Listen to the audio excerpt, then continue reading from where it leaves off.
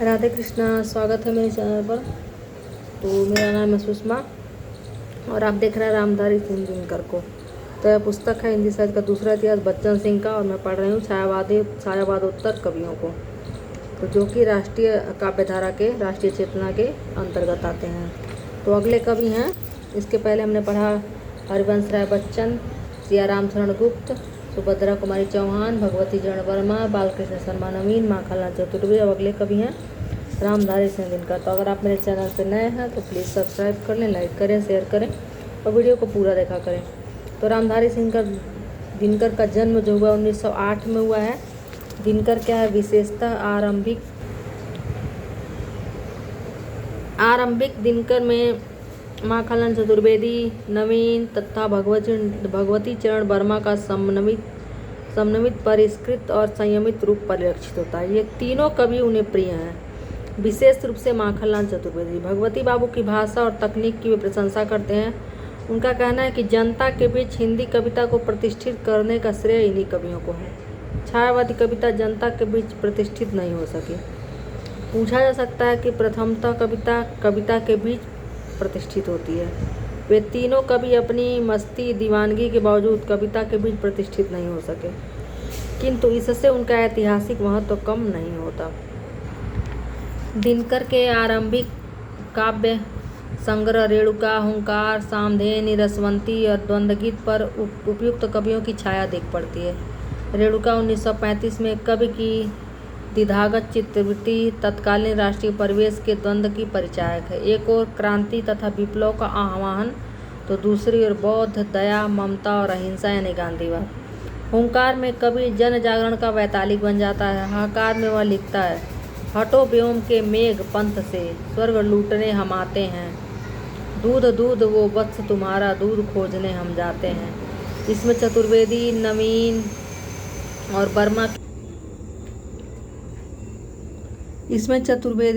और वर्मा की प्रतिध्वनि सुनाई पड़ती है। वह युधिष्ठिर जैसे धर्मराज को स्वर्ग भेजने के लिए तैयार हैं, क्योंकि सशस्त्र युद्ध में उनकी उपयोगिता नहीं के बराबर, पर अर्जुन और भीम को लौटा देना चाहता है। वह शंकर के प्रलय नृत्य का आह्वान करता, कह दे शंकर से आज करेंगे वे प्रलय नृत्य फिर एक बार। सत्याग्रही अजाधर्म से उन्हें ऊब हो चुकी है।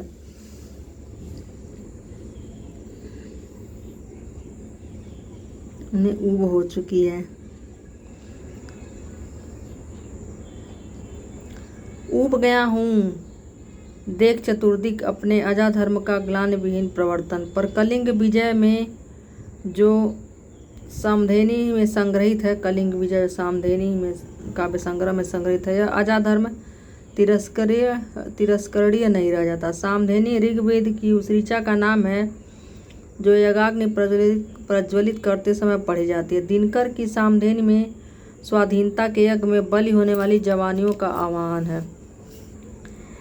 अगले दो संग्रहों द्वंद्वगीत और रसवंती पर कहीं न कहीं ऊपरले स्तर पर छायावाद का प्रभाव है।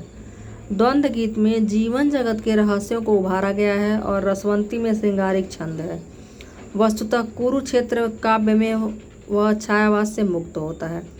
यशोधरा 1946 के प्रकाशन ने दिनकर को आवेशमयता से मुक्त करके गंभीर कवि के रूप में प्रतिष्ठित किया है।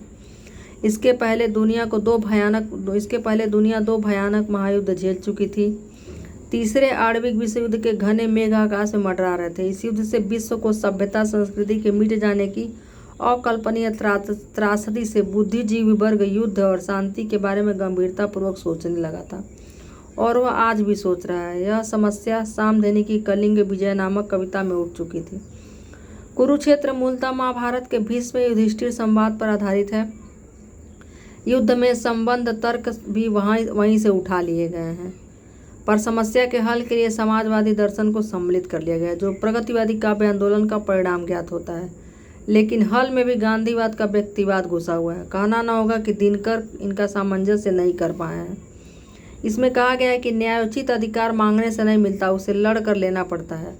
सहिष्णुता, क्षमा, दया विजेता का शोभन धर्म है। पराजित जाति के लिए सहिष्णुता कलंक है। आसुरी शक्ति को आत्मशक्ति द्वारा नष्ट नहीं किया जा सकता। अतः अन्याय के विरोध में युद्ध की अनिवार्यता स्वतः सिद्ध है। महाभारत युद्ध के बाद छत बिचत शवों से फटे कुरुक्षेत्र के भयानक वियायमान को देखकर अपराध बोध से ग्रस्त युधिष्ठिर भीष्म पितामह के पास जाते हैं। भीष्म पितामह कहते हैं, जिस प्रकार तूफान प्रकृति के विकारों का परिणाम है, उसी प्रकार युद्ध मानवीय विकारों का।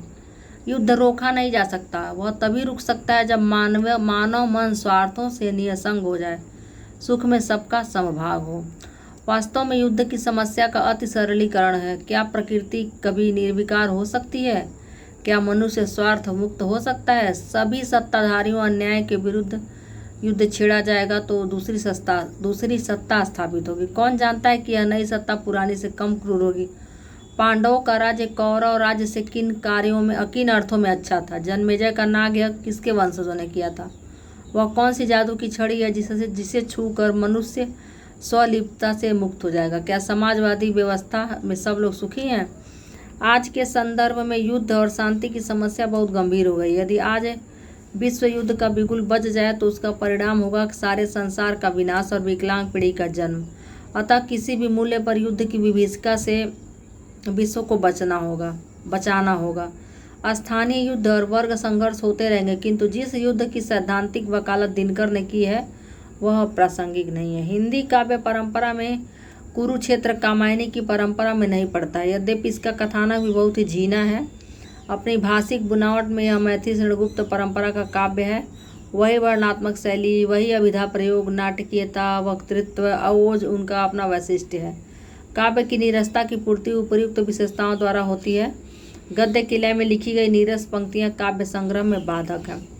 उर्वशी 1961 दिनकर का दूसरा महत्वाकांक्षापूर्ण काव्य है। इसे गीति नाट्य भी कहा गया है, यद्यपि इसमें नाट्य तत्व कम है।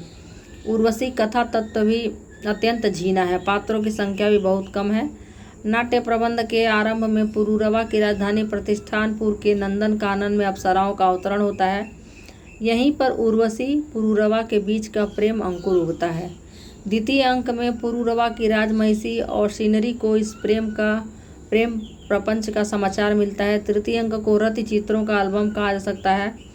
इसका चित्रण अत्यंत समारोह पूर्वक किया गया है। इसी के साथ प्रणय के पार जीवन की चरम उपलब्धि या मोक्ष की आकांक्षा भी अभिव्यक्त हुई है। चौथे अंक में उर्वशी अपना नवजात शिशु च्यवन ऋषि की पत्नी सुकन्या को लालन पालन के लिए सौंप देती है। पांचवें अंक में सुकन्या उर्वशी पुरूरवा के पुत्र आयु को प्रतिष्ठानपुर ले आती है। भरत मुनि का शाप प्रतिफलित होता है। उर्वशी अदृश्य हो जाती है और पुरूरवा संन्यास ले लेता है।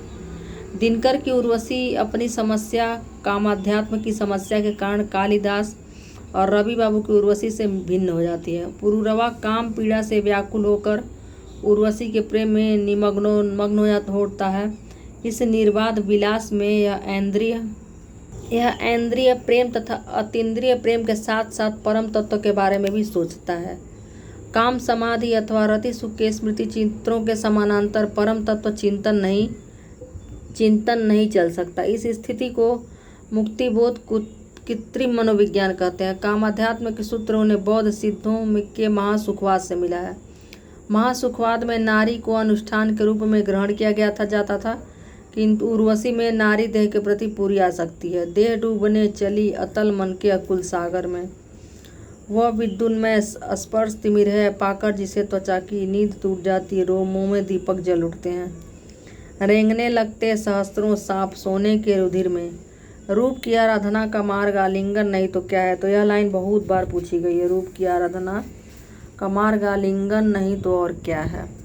रति कीड़ा निजी व्यापार है, किंतु इस व्यापार को इतने आडंबरपूर्ण ढंग से मुखरित किया गया है कि मुक्तिबोध कहे हैं। मानो पुरूरवा और उर्वशी के रति कक्ष में भोंपू लगे हो, जो शहर और बाजार में रति कक्ष के आडंबरपूर्ण कामात्मक संलाप का प्रसार विस्तारण कर रहे हो।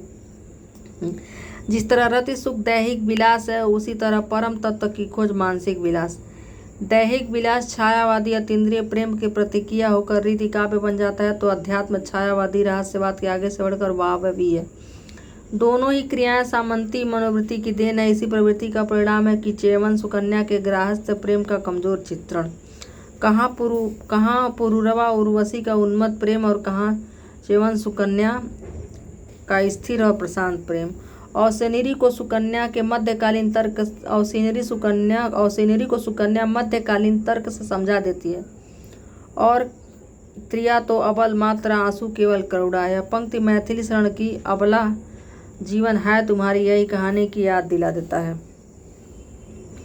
ज्योतिष के आधार पर पुरूरवा के संन्यास की अनिवार्यता इसे पूरी तरह मध्यकालीन मनोवृत्ति का काव्य बना देती है। दिनकर मुख्यतः आवेग के कवि हैं। श्रृंगार में आवेग दोष बन जाता है। लंबी आत्मशलाघाएं प्रतिबिंब बासी प्रतीत होने लगते हैं। भाषा की रेहटारी लंबे वाक्य विन्यास श्रृंगार के माधुर्य को दबा देते हैं। रति चित्रों की भी सीमा होती है, अतः उन्हें छुपाने के लिए कवि अभिशापित है, दोहराने के लिए कवि अभिशापित है। अगली इनकी रचना है रश्मि रथी, यह 1952 में है और परशुराम की प्रतिज्ञा 1963। उनके अन्य प्रबंध काव्य हैं। पहले को आधुनिक संदर्भ में रखा गया और दूसरे को चीन भारत युद्ध के संदर्भ में। इतिहास के आंसू, धूप और धुआं, दिल्ली, नीम के पत्ते, हारे को हरिराम आदि इनके काव्य संग्रह हैं। दिनकर का कुरुक्षेत्र ऐसा ही काव्य है जो उनका प्रतिनिधित्व करता है। उनकी समस्या और द्वंद्व एकदम आधुनिक है। उर्वशी की तरह न उसमें वागाडंबर है और न अलंकृत अतिरेक। युधिष्ठिर का द्वंद्व आधुनिक मनुष्य का द्वंद्व है। पुरूरवा का द्वंद्व समकालीन सामंत का द्वंद्व है। तो अगले कवि हैं नरेंद्र शर्मा, जो कि अगले वीडियो में पढ़ेंगे। तब तक के लिए खुश रहिए, मस्त रहिए, पढ़ते रहिए। धन्यवाद।